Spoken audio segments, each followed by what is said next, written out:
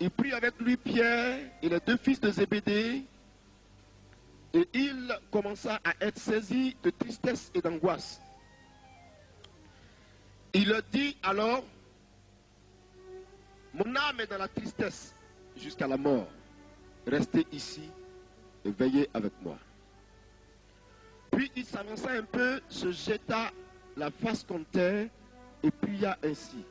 Mon père, s'il est possible que cette coupe s'éloigne de moi, toutefois, non pas comme je veux, mais comme tu veux. Il revint vers les disciples qu'il trouva endormis.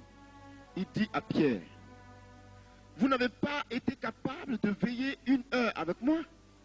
Veillez et priez afin que vous ne tombez pas dans la tentation. L'esprit est bien disposé, mais la chair est faible. Il s'éloigna une deuxième fois et pria ainsi. Mon père, s'il n'est possible que cette coupe s'éloigne sans que je boive, que ta volonté soit faite. Il revint et les trouva endormis encore, car leurs yeux étaient appesantis. Il les quitta, s'éloigna de nouveau et pria pour la troisième fois en répétant la même parole. Puis il revint vers ses disciples et il leur dit, vous dormez maintenant et vous vous reposez. Voici que l'heure est proche où le Fils de l'homme va être livré aux mains des pécheurs. Levez-vous, allons. Celui qui me livre s'approche. Gethsémani. Le jardin de Gethsémani, géographiquement parlant, est situé au pied de la montagne des Oliviers. Et la situation géographique de ce jardin est en elle-même un message. La situation géographique de ce jardin est en elle-même une révélation et une parole et une prédication. Pourquoi? Voici un jardin fleuri, voici un jardin au pied d'une montagne, un jardin restaurateur, un jardin dans lequel Jésus de Nazareth est allé se réfugier, est allé se mettre, un jardin dans lequel Christ avait l'habitude d'aller prier. Gethsémani est un jardin parsemé d'oliviers. Il n'y a que des oliviers dans le jardin de Gethsémani. C'est des belles plantes avec des petites feuilles, mais c'est vraiment bien. Et ce jardin est à côté d'une vallée, et ce jardin se situe à un endroit où, quand vous regardez là-haut, le mont des Oliviers est fixé, vous tournez de l'autre côté, le mont Sinaï est situé. Donc Gethsémani est au pied de la montagne. Et quand vous voyez que la Bible nous enseigne et parle de la montagne, ce que la Bible appelle une montagne, la Bible appelle la montagne de Dieu, vous voyez, la Bible appelle Dieu comme une montagne. C'est vrai, la montagne souvent symbolise certaines situations difficiles de la vie. Mais je ne veux pas toucher ce côté-là. Je veux toucher l'aspect forteresse, l'aspect puissance de la présence de Dieu constituée en montagne. Vous voyez, quand la Bible dit à Satan, tu as osé t'élever contre la montagne de Dieu. Vous voyez, voilà, c'est dans cette optique-là que moi je veux parler. C'est sur ce plan que je veux aller. Tu as osé t'élever contre la montagne de Dieu. Quand vous prenez le mont Sinaï, vous savez qu'au pied de Sinaï, ils sont partis parce qu'ils voulaient voir Dieu. Ils sont allés demander à Dieu de leur parler au pied de Sinaï.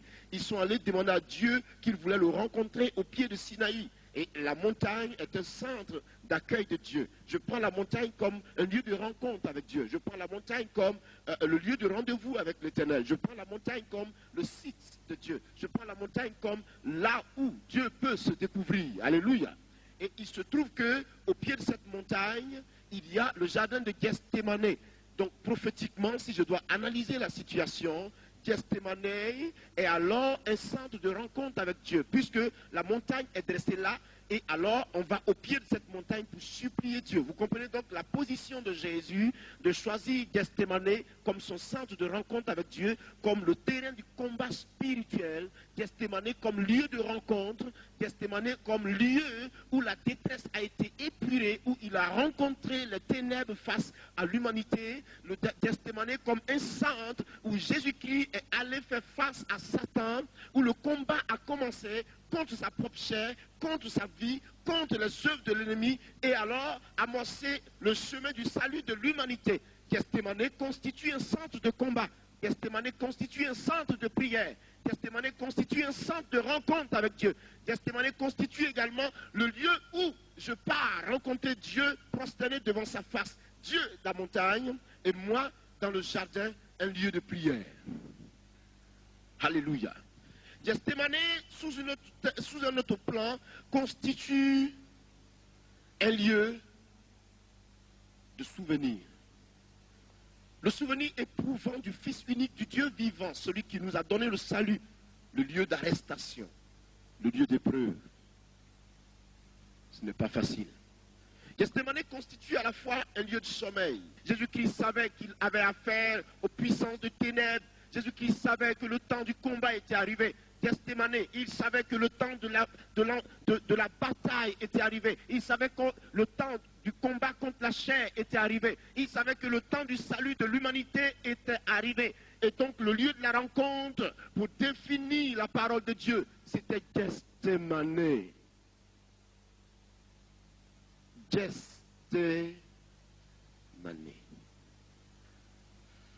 Gethsémani a bien plus de sens que d'aucuns puissent croire, frère. La montagne des Oliviers est fixée là. Et vous savez que cette montagne est stratégiquement positionnée. Il est allé de cette montagne, il est parti. Et vous savez que la montagne symbolise cette puissance de Dieu. Et au pied de cette montagne, il y a ce jardin qui constitue un centre de rencontre avec Dieu. Là où nous venons supplier Dieu, comme à l'église. Gethsémani. Église, ton nom c'est Gethsémani. Je te dis la vérité. Ton nom c'est Gethsémani parce que c'est en ton sein que se déroule la parole. C'est en ton sein que Dieu te rencontre. C'est en ton sein que Dieu vient te dire qu'il est avec toi. C'est en ton sein que Dieu vient te fortifier. Prenons un peu ce matin et élargissons le sens de Gethsémani à notre vie. Adaptons Gethsémani à notre condition de vie ce matin. L'église que nous sommes. Alléluia. J'espère que vous n'êtes pas fatigués. Et j'espère que vous comprenez cette révélation ce matin. Gethsémani, c'est notre maison. Gethsémani, c'est notre maison. Gethsémani, c'est l'église ce matin. Regardez, la Bible dit, il vient rencontrer, il vient là, et il dit,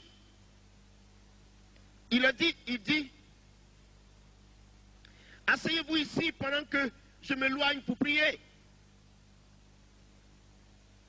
Pierre, Jean-Jacques, venez avec moi. Barthélemy, les autres, asseyez-vous là, je viens.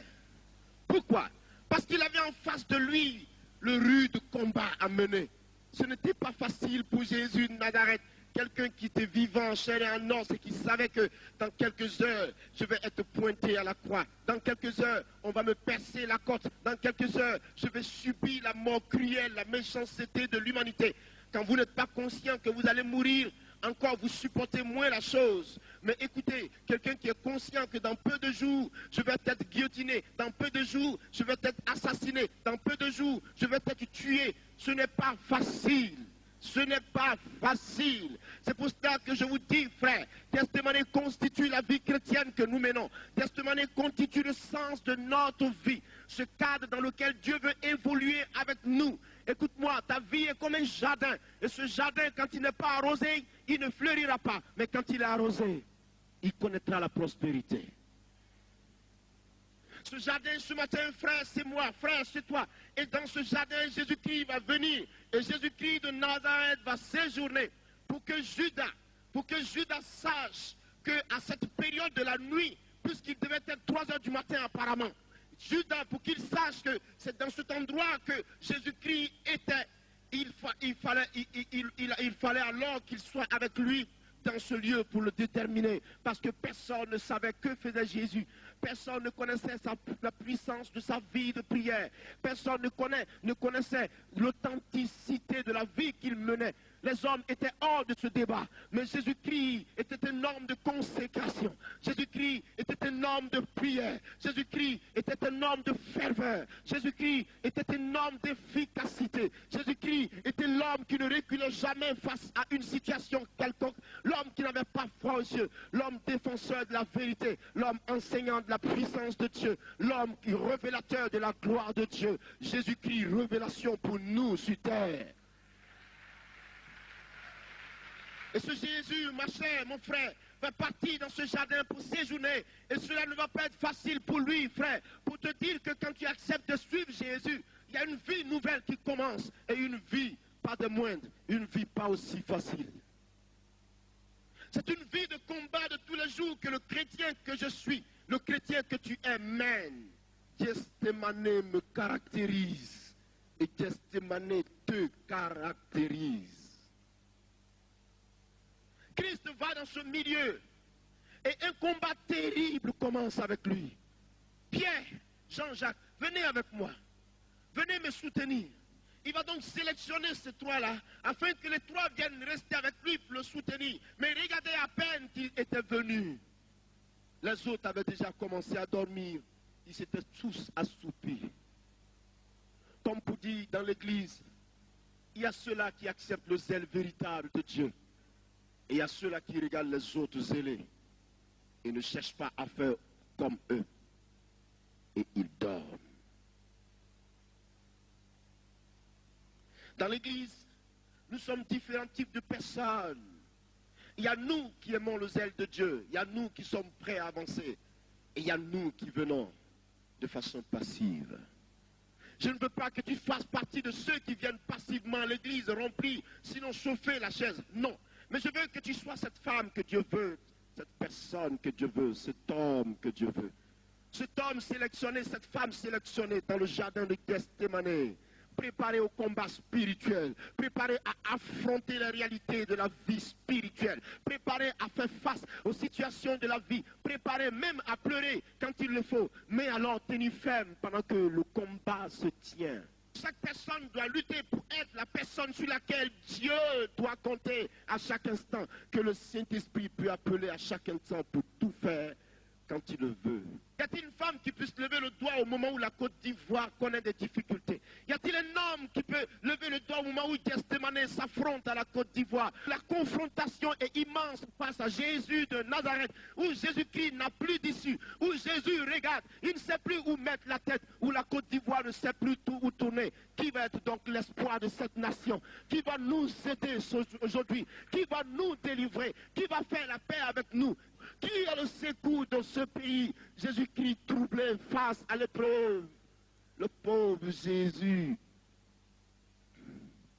Et il crie à ses disciples, aidez-moi. Même ceux auxquels il faisait confiance, qu'il pensait qu'il allait tenir un peu dans la prière pour le soutenir.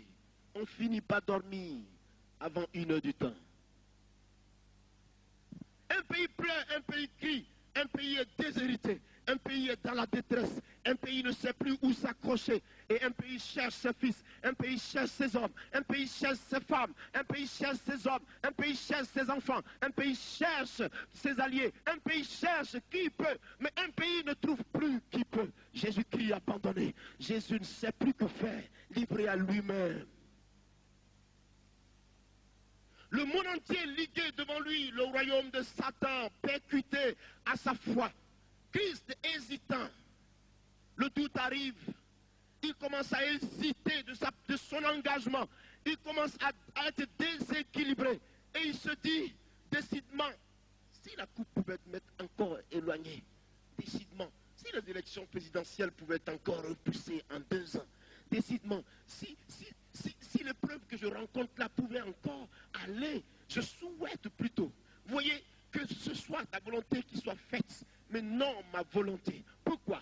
Parce que dans ces temps de difficulté, la volonté de Dieu caractérise la source du salut pour nous. La volonté de Dieu caractérise pour nous la paix. La volonté de Dieu caractérise pour nous le sens de la conduite spirituelle. La volonté de Dieu caractérise pour nous le sens de la bénédiction et de la richesse de Dieu qu'il nous faut. La volonté de Dieu caractérise pour nous la marche triomphale vers Dieu. La volonté de Dieu caractérise pour nous l'authenticité de cette mémoire spirituelle qu'est la personne de Jésus, que je voudrais respecter parce qu'il a mené un combat aussi solide pour nous sauver. La volonté de Dieu pour nous, c'est quoi? C'est qu'il faut faire face à cette épreuve. Et qu'est-ce qu'il faut faire? Accepter ou la relâcher? Puisque tu ne peux plus reculer. Avait-il encore du temps pour reculer? Y avait-il un autre jour que Jésus-Christ pouvait espérer encore avoir? Autant souffrir du coup. Et que je sauve le monde. Gethsémane. Il n'avait plus personne. Ses fils même sur lesquels il comptait l'avaient abandonné. Et Pierre même qui était le plus farouche de tous n'a pu faire le poids. Gethsémane, centre de solitude. Il arrive souvent dans votre vie que tout le monde vous abandonne, que tout le monde vous lâche, que tout le monde se désintéresse à vous. Vous êtes seul face à la réalité. Vous n'avez plus d'argent, vous n'avez rien à manger, vous ne savez plus que faire. Qu'est-ce qu'il faut faire? Mon ministère est ceci, ma parole est ceci, ma vie est devenue ceci, mon travail n'avance pas, mon pays piétine, ma vie piétine, et je n'ai plus l'espoir. Et qu'est-ce qu'il faut faire dans de telles conditions? Écoutez-moi, frère, il dit aidez-moi, il crie, son âme gémit, aidez-moi, il n'y a personne pour l'aider.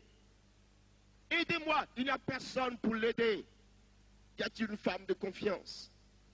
Y a-t-il un homme de confiance? Gethsémane caractérise la solitude. Mais regarde cette parole. Si tu pouvais écarter de moi cette coupe, cela me ferait plaisir.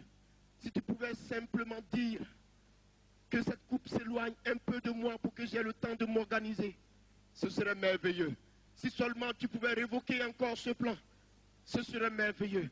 Si tu pouvais changer ma destinée, ce serait merveilleux. Si tu pouvais me faire éviter l'épreuve, ce serait merveilleux. Mais alors, ma volonté ne suffira pas pour me délivrer. Mais je désire plutôt, même si cela fait mal, que ce soit ta volonté qui soit faite. C'est-à-dire, malgré la grosse douleur, la grande douleur, la profondeur de son cœur écrasé, la douleur dans son cœur qu'il éprouvait, il vient respecter Dieu pour lui dire, fais ta volonté, s'il te plaît. Un jour, j'ai réfléchi. J'étais en face d'une difficulté. Je ne savais plus que faire. Et pour me consoler, j'ai dit à Dieu, je te rends grâce parce que je sais que c'est maintenant que ma souffrance commence. C'est le commencement de ma souffrance. Pourquoi? Parce que tu es si patient. Tu es si sérieux. Tu es si calme. Que même ma plainte ne pourra rien changer dans ton plan. Ça veut dire que si mon salut doit passer par cette souffrance, je sais qu'elle ne fait que commencer. Je disais cela à Dieu un matin. Mais je veux vous dire ce matin que Gethsémane est notre centre d'activité. Mais regardez ce que Gethsémane nous entraîne. Gethsémane donc est ici caractérisé par ce modèle de vie, modèle de combat spirituel mené par Jésus lui-même. Le chrétien que tu es d'être conscient du combat spirituel. Le chrétien que tu es d'être conscient de la validité de ce combat, de la taille de ce combat, de la vie de ce combat, de la réalité qu'impose ce combat. Comme pour vous dire, la vie chrétienne ne se vit pas sur les lèvres. Elle ne s'achète pas. C'est une vie. Il faut la développer. Celui qui croit qu'il sera chrétien et tous les jours il va être acclamé, je veux tousser à sa place. Celui qui croit qu'il sera chrétien et tous les jours on va l'apprécier, je veux tousser à sa place. Celui qui croit qu'il sera chrétien et tous les jours on va l'estimer, on va l'élever, je veux tousser à ta place. Car la chrétienté constitue à rechercher les vertus de l'Esprit de Dieu malgré le prix que cela détient. Et plus Dieu t'élèvera, ma fille, mon fils, plus Dieu t'élèvera, plus la taille de l'épreuve se présentera. Plus tu devras traverser cette épreuve, car après cette épreuve, il y a un sujet de gloire. Qui de nous peut enlever à Jésus-Christ cette taille? Qui de nous sur la terre peut contester la puissance de sa présence? Qui de nous dira que Jésus n'est pas Seigneur? Qui de nous viendra dire que Jésus-Christ n'est pas Dieu? Qui de nous le dira? Ni aujourd'hui, ni demain. Tu ne diras pas ces choses sans que l'Esprit de Dieu ne se révèle à toi pour te démontrer qu'il n'y a que lui seul qui s'appelle Dieu. Il est Dieu aujourd'hui, il est Dieu demain, il est Dieu définitivement. Mais écoutez, afin qu'il parvienne à ce niveau, afin que Christ soit assis à la droite du Père, appelé Dieu, vous savez de quoi il a souffert? C'est Gethsémane, le centre du combat. Il a souffert, frère. Il a souffert ici dans ce jardin. Et vous voyez, il a souffert là. Pierre, priez avec moi. Personne. Vous allez vers quelqu'un, aidez-moi en prière, ça ne va pas. Personne n'ose vous faire face. Les amis les plus proches vous ont quitté. Les parents vous ont abandonné parce que vous avez accepté Jésus-Christ. Les amis vous ont abandonné parce que vous avez accepté Jésus-Christ. Alléluia. Les parents vous ont dit, nous coupons les ignames avec toi parce que tu as accepté Jésus. Cette histoire, ça ne nous intéresse pas. Celui qui porte un vêtement, c'est celui-là qui connaît la valeur de son vêtement. Toi qui as reçu Jésus, c'est toi seul qui sais qui Christ est pour toi. Ça ne se conjugue pas au pluriel, ça se conjugue au singulier. Jésus-Christ est. Il ne s'est jamais dit Jésus-Christ sont. Jésus-Christ est. Pourquoi? Pour moi. Est. Pour moi. Gethsémane est un centre de combat. Gethsémane est le centre de la prière. Il dit, mon âme, dans le verset 38, mon âme est triste jusqu'à la mort. Restez ici, veillez avec moi. Gethsémane nécessite un soutien. Gethsémane est dans le centre dans lequel chacun doit espérer avoir un soutien. C'est-à-dire, l'église doit être une église de soutien. Les chrétiens doivent être des chrétiens qui se soutiennent mutuellement. La Bible dit que celui qui est fort, réjouissez-vous avec les faibles. Soyez faibles avec les faibles, soyez forts avec les forts, soyez riches avec les riches, soyez pauvres avec les pauvres. Il faut aller au secours de ton frère. La communauté, c'est ça. Il n'a pas de soutien.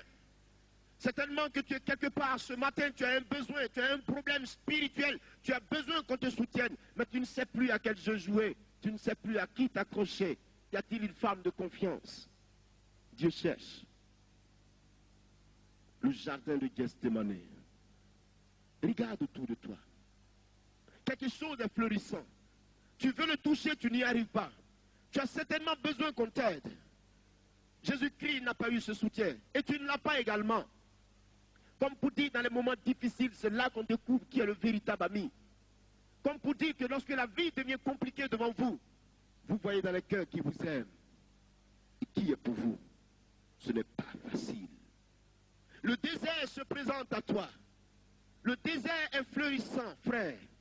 Parce que le jardin de Gethsémane, miraculeusement, est fleurissant dans ce désert. Au pied de cette montagne des oliviers. Au pied du trône de Dieu. Ce jardin est fleurissant. C'est pour cela que Dieu veut que tu sois un chrétien fleurissant. Dieu veut que ta vie soit une révélation. Quand bien même que le désert t'entoure, mais le secteur que tu occupes, le cœur que tu as, est fleurissant de la parole de Dieu, gémissant de gloire de Dieu, relevant la puissance de Dieu, imbibé de l'Esprit Saint, fleurissant de la bonté divine. Sois chrétien. Gethsémane. Puis il s'avança un peu, se jeta la face contre terre et pria ainsi. Mon Père, s'il est possible que cette coupe s'éloigne de moi toutefois, non pas comme je le veux, mais comme tu veux. Gethsémane est le centre de la recherche de la volonté de Dieu. Êtes-vous troublé? Il faille que vous vous intéressiez à Dieu. Êtes-vous troublé? Il est question de dire au Seigneur, je veux savoir ta volonté pour ma vie. Qu'est-ce que je dois faire? La Côte d'Ivoire est arrivée à un stade aujourd'hui où tout le monde se pose la question. Et notre vie est semblable à la vie de Jésus-Christ déroulée dans le jardin de Gethsémane. Et personne ne s'intéresse à Dieu. Mais personne ne se pose la question. Et quelqu'un parmi nous se dira certainement, Dieu, Où est ton plan? Chacun a une idée qu'il développe. Chacun a une pensée qu'il croit nette. Chacun a quelque chose qu'il croit juste. Mais la Bible déclare que chaque personne, plutôt, les pensées de l'homme lui profilent beaucoup de choses dans l'esprit. Mais dans toutes ces choses, il n'y a que la volonté de l'Éternel qui s'accomplira. Et vous comprendrez que Dieu a un plan pour vous et pour moi. Dieu a un plan pour nous. Dieu a quelque chose pour nous. Dieu n'a jamais laissé un homme comme ça, libre. Dans le jardin de Gethsémane, Jésus-Christ était confronté à la situation. Cette situation auquel non seulement il ne pouvait pas échapper, mais qu'il désirait abandonner. Il voulait raccrocher parce que l'épreuve était difficile. Il vous arrive souvent de dire, je ne peux plus continuer parce que c'est difficile. Je ne peux plus avancer parce que la chrétienté est comme ça. Les chrétiens sont méchants. Telle personne est ceci, telle personne est cela. C'est vrai, cela peut arriver. Mais alors, cela compose les réalités du combat.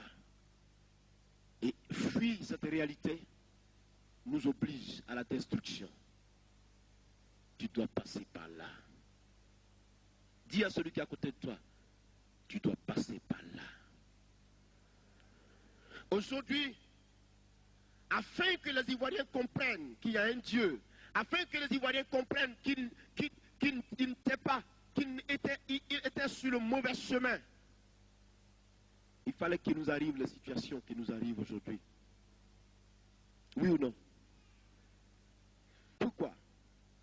Parce que voici un pays qui a connu un paroxysme de gloire, que Dieu a élevé, mais un pays qui n'a même pas cherché à penser à son Dieu. Un pays qui a voulu vivre avec son argent. Un pays qui s'est développé des maîtresses, des seconds bureaux, des 90 000 bureaux. Un pays qui a vécu à 199 à l'heure. Un pays qui a voulu faire de sa vie ce qu'il voulait. Un pays même qui a fermé ses oreilles face à l'Éternel. Je vous dis la vérité, frère. Si vous voulez m'entendre, écoutez-moi ce matin. Et sachez que l'Esprit de Dieu parle à son peuple. Il parle dans le cœur de ses enfants. Un pays qui a vécu à une allure qu'on ne pouvait plus arrêter. Vous comprenez, frères et sœurs. Un pays qui a adopté le péché et qui a lié même son pacte avec le péché. Parce que dès que quelqu'un est devenu un peu important, c'est-à-dire qu'il doit avoir 90 000 femmes, il doit avoir 1000 femmes, ça veut dire que l'homosexualité même est montée jusqu'à l'appareil de l'État. Et nous savions que notre classe dirigeante était rentrée dans le désordre, le mal, la destruction. Et vous savez que ces choses sont la malédiction. Oui, vous comprenez, un homme qui va avec un homme, c'est un contresens, une contre-nature. Et cela nécessite que tu sois puni par Dieu. Vous comprenez que notre pays a accepté d'aller avec le désordre.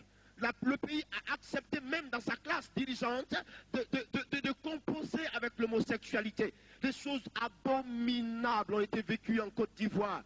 Vous pensiez que Dieu allait nous regarder faire? Vous pensez que Dieu allait cajoler notre situation?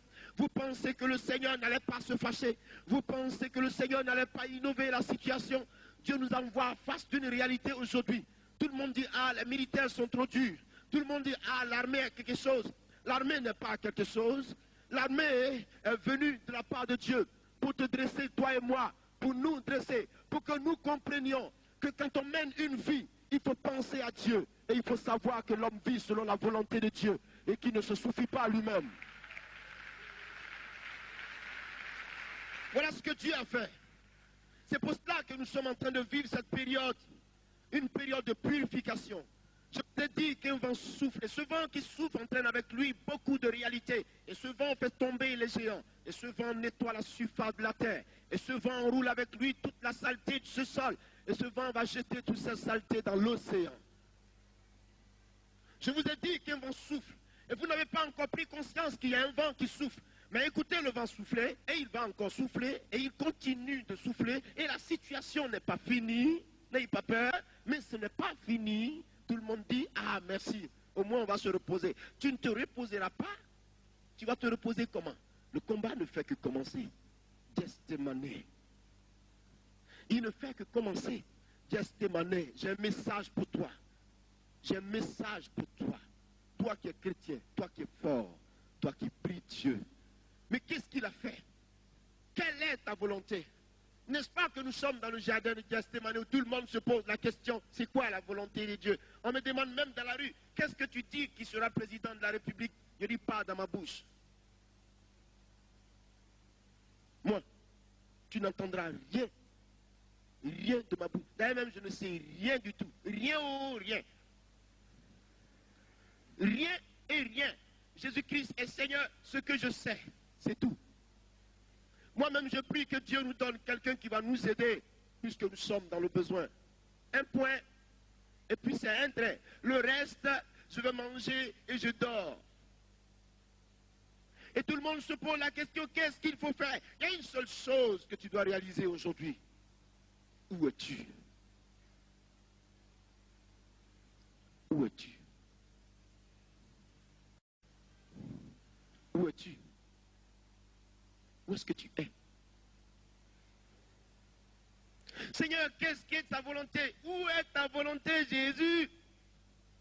C'est quoi ta volonté? Le combat n'est pas fini. Surtout, que cela me soit fait selon que tu veux. Seigneur, que cela me soit fait selon ta volonté. Sur le terrain de la volonté de Dieu, nous sommes sûrs de ne pas nous égarer, nous sommes sûrs de ne pas nous perdre, nous sommes sûrs d'aboutir. Sur le champ de la volonté de Dieu, nous sommes sûrs d'être guéris, nous sommes sûrs d'être délivrés, nous sommes sûrs d'être restaurés. Sur le terrain de la volonté de Dieu, frère, nous sommes sûrs le combat sera rude, mais nous le gagnerons parce que Jésus est vainqueur. Sur le chemin de la volonté de Dieu, il y aura toujours le salut, la rédemption, la régénération. Gethsémane, Gethsémane, centre de combat. Gethsémane, Ivoirien, affronté à la difficulté aujourd'hui. Problème, difficulté, par-ci, par-là. Personne n'aurait jamais pensé à ces choses. On n'aurait jamais pensé que la Côte d'Ivoire, dans toute l'Afrique, sinon dans la sous-région, connaîtrait une telle percussion. Mais il fallait bien que nous soyons percutés pour que nous puissions mûrir et grandir et savoir qui est le vent véritable, qui est le pied véritable, qui est la tête, qui est le bras et qui est le genou. Merci ma fille, t'es gentille. Que la grâce de Dieu t'accompagne partout où tu iras, à la surface de la terre. Toi qui as pensé qu'il fallait essuyer la sueur de mon front. Je gémis sous ce message parce que j'ai des problèmes avec. Ce n'est pas facile. Parce que je suis condamné par Gethsémane. Faut-il mourir? Faut-il vivre? Que faut-il faire? Où allons-nous? On n'a plus de tête, on n'a plus de queue. Même la nation est secouée. Ceux qui sont nos responsables dorment à peine. On ne sait plus ce qu'il faut faire. Chacun réfléchit par la droite, par la gauche. Les idées flânent, ils planent, les idées tournent, la tête tourne. On se dit, qu'est-ce qu'il faut? Quel danger va arriver encore demain? Quelle vaille va nous trouver encore demain? Quel est le prochain coup que Satan nous prépare? La Côte d'Ivoire va-t-elle survivre? Le pays va-t-il vivre? Qu'est-ce que nous allons faire? Seigneur, qu'est-ce que tu nous réserves? Où es-tu? Ton silence nous détruit. Écoute, quand tu te tais, nous mourons. Quand tu ne dis rien, nous périssons. Et chacun cherche à s'accrocher à la volonté de Dieu. Pourquoi? Parce que la nécessité se présente. Il faille qu'il y ait la nécessité. Il faille qu'il y ait l'épreuve. Il faille que tu saches que pour que tu sois responsable, leader, que tu parviennes au dynamisme de l'esprit, à la maturité de l'esprit, tu as besoin d'être épuré pour que l'or soit fini. Gethsémane. Où est-ce que la Côte d'Ivoire va avec nous?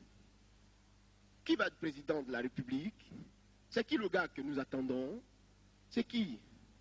On s'oublie, on regarde l'autre côté. Ah! M. Gbagbo Laurent va être voté. Le président Guy Robert va être voté. M. Mel Theodore va être voté. Monsieur, je ne connais plus le reste. Dieu soit béni, soit voté. Il y a lui là qui va être voté. Et le débat couvre la nation. Et tout le monde est percuté. Et tout le monde se pose des questions. Et c'est des moments où on a oublié la réalité de Jésus de Nazareth. Et on a oublié qu'il y a un Dieu qui est là. Un Dieu auquel il faut s'intéresser. Un Dieu qui détient en lui la solution. un Dieu qui est capable. Je vous demande encore une fois de plus, Ivoiriens, je répéterai encore ce soir cette expression. Faites-moi un peu confiance au Dieu puissant, créateur du ciel et de la terre. Faites-lui confiance un tout petit peu. Faites-lui confiance dans une petite mesure. Car l'homme qui fait confiance en l'Éternel, celui-là ne sera jamais confus. J'ai vu Jérusalem bâtie à la montagne. J'ai vu Jérusalem bâtie au-dessus de la montagne. Afin que tu ailles détruire cette ville. C'est-à-dire, pour que tu passes, tu regènes par la montagne de Sion pour aller casser Jérusalem là-haut. Israël se serait débrouillé pour te récupérer quelque part. Parce que la position de Jérusalem est stratégique. Parce que quelqu'un qui est là-haut, tu ne peux pas combattre contre lui. Quelqu'un qui est élevé par Dieu, tu ne peux jamais combattre contre lui. Quelqu'un qui est approuvé par Dieu, jamais tu ne peux réussir un combat contre lui. Quelqu'un qui est accepté par Dieu, jamais tu ne réussiras un combat contre lui. Un pays qui est désiré par Dieu, jamais Satan ne réussira quoi que ce soit contre lui. Une nation qui est réussie par Dieu, jamais Satan ne réussira quoi que ce soit contre elle. Voici pourquoi j'ai un souci dans mon esprit. Accepte Jésus, Côte d'Ivoire, et nul ne pourra aller contre toi. Accepte-le, tu as un tout petit pas à faire. Accepte-le et personne ne réussira quoi que ce soit contre toi. Jérusalem est bâtie sur la montagne de Sion. Soyez armés. Courez comme vous voulez. Mais vous serez un peu fatigués. Et en plus, quand vous prenez la montagne, vous avez encore la muraille de Néhémie à franchir, une forteresse. Et Jérusalem est entourée de protection, avec les geôliers à la tête. Vous pensez que Dieu n'est pas puissant? Vous pensez que Dieu n'est pas formidable? Vous pensez que le Dieu de Jésus de Nazareth, le Dieu que Jésus-Christ a prié sur la terre, le Dieu que je prêche, mon Jésus n'est pas capable? Vous croyez qu'il n'est pas du tout capable? Vacillez à vos activités, faites comme vous voulez, mais Dieu ne demeure pas moins Dieu, et Dieu ne se soucie de rien, et Dieu n'a pas de problème. C'est nous qui avons besoin de lui. Dans le jardin de Gethsémane, il réussit le combat. Il sort du jardin de Gethsémane, le centre de l'arrestation, le centre de la turbulence, le centre de la violence. Aujourd'hui, la Côte d'Ivoire est devenue un centre percuté, un centre de difficulté, un centre de violence. Gethsémane, Côte d'Ivoire, je te préviens. Qu'est-ce qui s'est passé ce jour-là? Hein? Il y a eu quoi? Ils sont venus l'arrêter. Le pauvre prosterné en train de prier, il dit, l'heure est arrivée, levez-vous, vous dormez. L'homme qui m'arrête est devant la porte. Le temps du soutien, le temps du cri, le temps où l'âme désire un soutien. Tout le monde lâche ce pays. Tout le monde ne veut plus de la Côte d'Ivoire parce qu'aujourd'hui, on dit quelque chose. Elle est devenue quelque chose. Hier, tu étais un centre d'intérêt pays. Aujourd'hui, tu as perdu ton centre d'intérêt. Hier, tu étais un centre de développement économique et social. Et tout le monde courait vers toi pour comprendre, savoir et avoir son intérêt. Tout le monde venait à ton sein pour savoir et prendre son argent, développer sa culture, implanter son entreprise. Et aujourd'hui, parce que tu es en difficulté, tu es abandonné. Et si toi-même tu pouvais comprendre que lorsque tout le monde t'abandonne, l'Éternel se montre encore fort pour toi et à ton profit. Si tu pouvais le comprendre, tu n'auras jamais su que Dieu est pour toi. Et vous ne pouvez pas comprendre ça. Avez-vous déjà vu Dieu abandonner l'orphelin? Tu es abandonné. Côte d'Ivoire, tu es abandonné, ma fille. Tu es abandonné, ma fille. Abandonné de tous. Les parents alliés les plus puissants qui criaient pour toi hier, aujourd'hui t'ont lâché. Même la communauté internationale refuse de financer tes élections. Laissez-moi tousser. Kakou, continue ta vie. Personne n'a connu Jésus. Personne n'a jamais su quelle est la couleur du Seigneur. Il n'a pas de couleur. Il est pour tout le monde. Il est favorable à tout le monde. Il n'attend qu'un seul cœur qui puisse gémir à son profit. Et Dieu se lève pour se manifester. Êtes-vous sûr qu'on abandonne quelqu'un et Dieu se lève pour l'abandonner? Vous me permettez de rire un peu? Personne n'a connu Jésus. Vous ne l'avez pas encore connu. Vous avez vos pensées, mais Dieu demeure Dieu. Et la pensée d'un homme ne pourra jamais, jamais transformer la puissance de Dieu. Jamais. Il ne compte sur personne pour réaliser sa puissance. Il crée toutes choses par sa droite. Il a compté sur sa propre parole pour démontrer la puissance de son règne. Pour sortir de la tombe, il n'a eu besoin du secours de qui que ce soit. L'armée même qui a été mise devant, dans ce jardin, devant le tombeau. Cette armée qui était placée là, sur Golgotha, devant le tombeau, pour veiller à ce qu'on ne vienne pas le sortir de là. Où était cette armée? L'ange est venu déplacer la roche sans que personne ne le voie. Dieu a-t-il besoin qu'un homme gémisse pour réaliser sa volonté? Dieu a-t-il besoin du comportement humain pour démontrer qu'il est Dieu? Dieu a-t-il besoin qu'on aille lui flanquer la tête pour savoir qu'il est Dieu? Dieu a-t-il besoin, Dieu a-t-il eu quelqu'un pour faire quoi que ce soit? Qui a été le conseiller de l'Éternel? Qui lui a appris ces choses afin qu'il vienne nous éduquer en retour? Il demeure Dieu, l'absolu, le véritable, le merveilleux. Avez-vous connu Dieu, vous? Vous n'avez pas connu le Seigneur? Vous ne l'avez pas connu, vous gémissez, vous ne vous intéressez pas à lui, chacun crie à tue-tête, chacun passe sans intérêt. Les banques vont se fermer, il n'y a plus d'argent. Hein? Mon compte est bloqué, mon ceci est ceci. Laisse-moi un peu ton compte, intéresse-toi à la puissance de Jésus-Christ. Il y a quelque chose pour toi, s'il te plaît. Dieu est-il un enfant? Laissez-moi vous filer la révélation de l'Esprit. Laissez-moi aller avec vous, avec l'Esprit de Dieu. Allons de l'autre côté ce soir, je dis frère, on va prier. Allons de l'autre côté. C'est ça le devoir qu'il faut accomplir. C'est ce qu'il faut faire. Gethsémani est le centre du combat. C'est maintenant que vous devez prendre conscience de la valeur du combat, du niveau du combat spirituel pour vous. Car la situation de la Côte d'Ivoire n'est pas humaine, elle est spirituelle. Elle est spirituelle. Votre pays a un problème spirituel.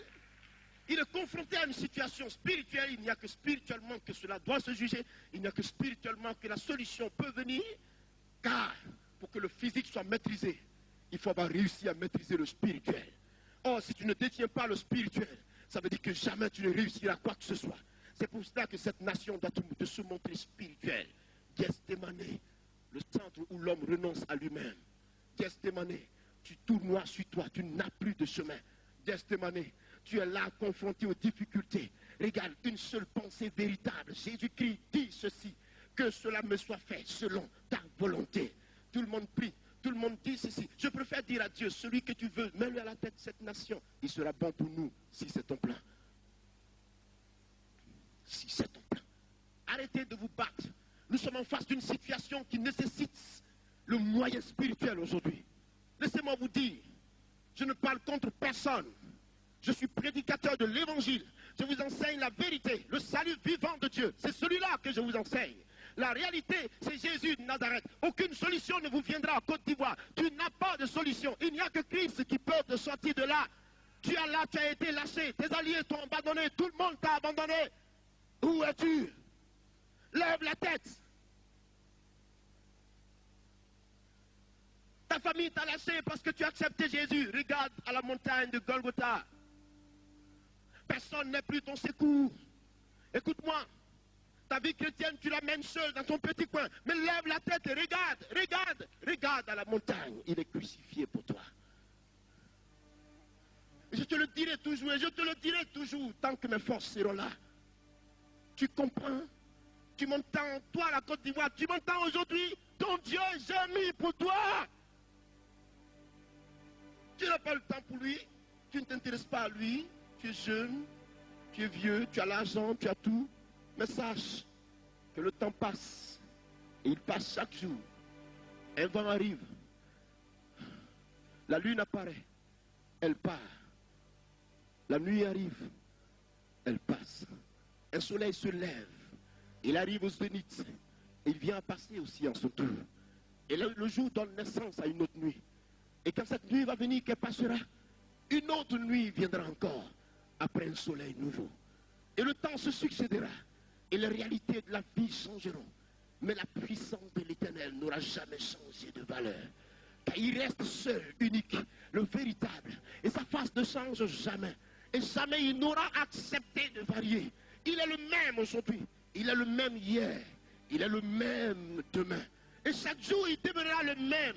Afin que tu comprennes qu'il porte le flambeau de ton salut, qu'il porte pour toi la réalité de ta vie. S'il te plaît, pays, écoute un peu ton Dieu. Relève ton cœur, écoute un peu ton Dieu, s'il te plaît. Jusqu'à quand ce Dieu-là criera à toi, que tu comprendras qu'il y a pour toi une vérité sur la montagne de Golgotha. Qu'il y a pour toi l'homme qui a souffert et qui a donné sa vie en rançon pour toi, afin que tu bénéficies. Écoute-moi ce matin. Écoute-moi, arrête de gémir. Écoute-moi, nation, et arrête de gémir. Je te dis ceci, ton fardeau n'est pas amusant à porter. Et l'on risque d'y laisser sa vie. Mais alors, Dieu est le Dieu de défi. Dieu est le Dieu de défi.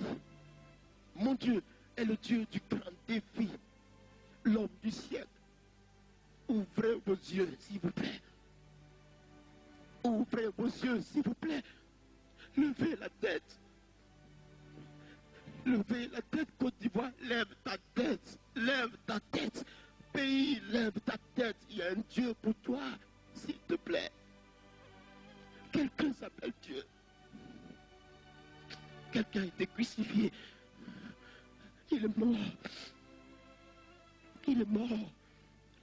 Et quand il est mort, c'est pour ton salut. Il est mort pour toi. Il a pris ta souffrance. Arrête de gémir. Il a pris ta souffrance avec lui. Arrête. Prends ce salut qui vient vers toi. Un salut est devant toi.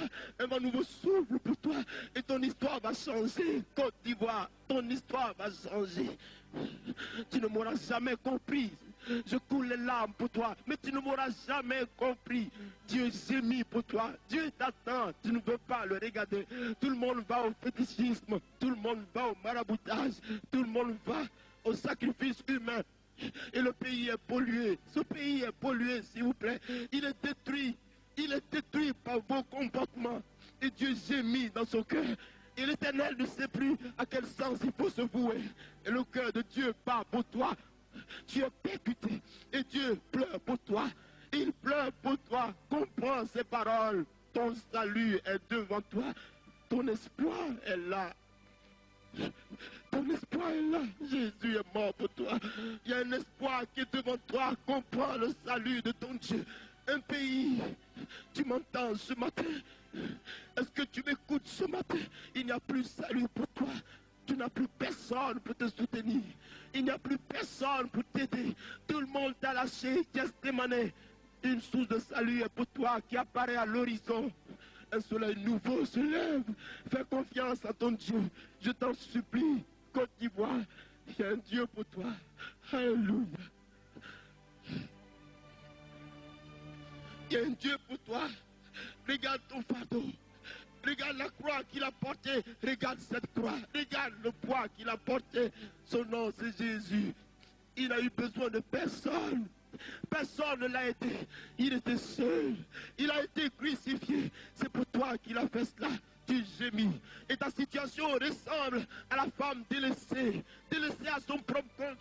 La femme dont le mari est parti, qui ne revient plus. Et tu ne comprendras jamais que ton salut, c'est aujourd'hui. Et tu iras toujours critiquer. Et tu iras toujours te livrer aux hommes qui n'honorent pas ton Dieu. Mais je t'aurais prévenu à son temps. Je t'aurais prévenu à son temps. Je t'aurais parlé à son temps. Vous n'avez pas le temps d'écouter. Mais je vous parle du cœur de Dieu. Le cœur de Dieu qui gémit pour vous.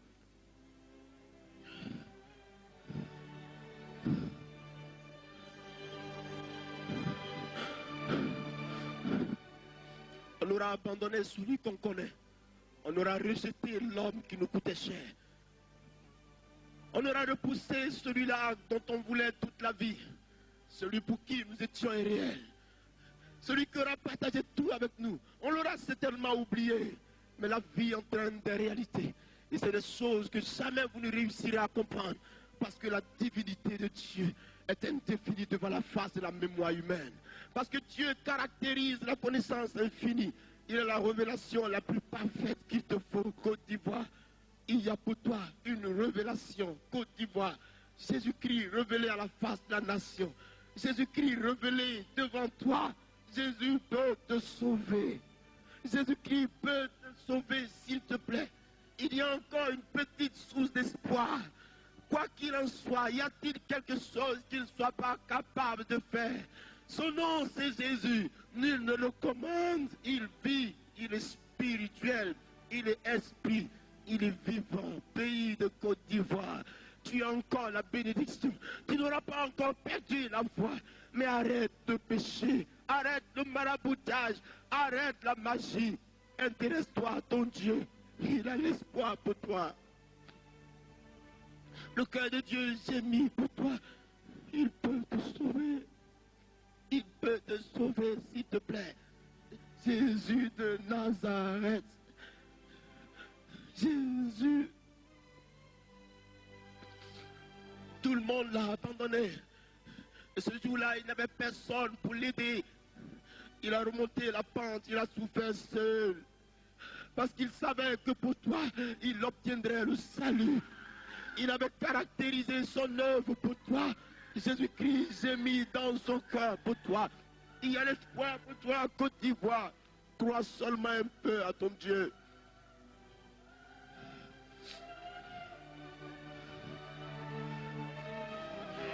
On aura crié à tue-tête.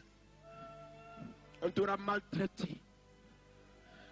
Israël n'a jamais été abandonné.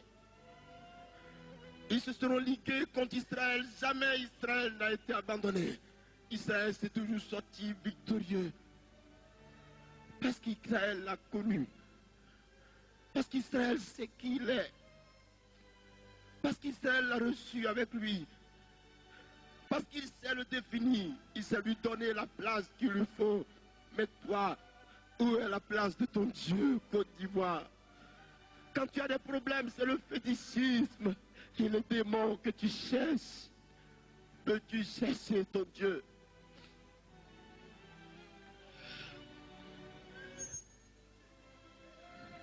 Il aura étalé le sens du salut pour toi. Il se sera révélé à toi dans quelque dimension que ce soit. Mais tu n'auras jamais préféré cette voie, ce chemin merveilleux. Écoute cette voix, s'il te plaît. Fais confiance à ton Dieu. Fais confiance en ton Dieu.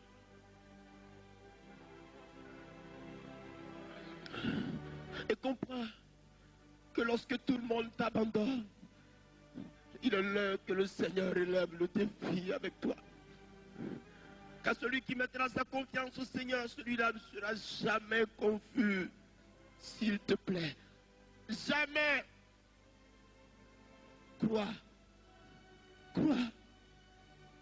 que tu peux t'en sortir. Crois que tu peux t'en sortir, s'il te plaît, avec le secours de l'Éternel.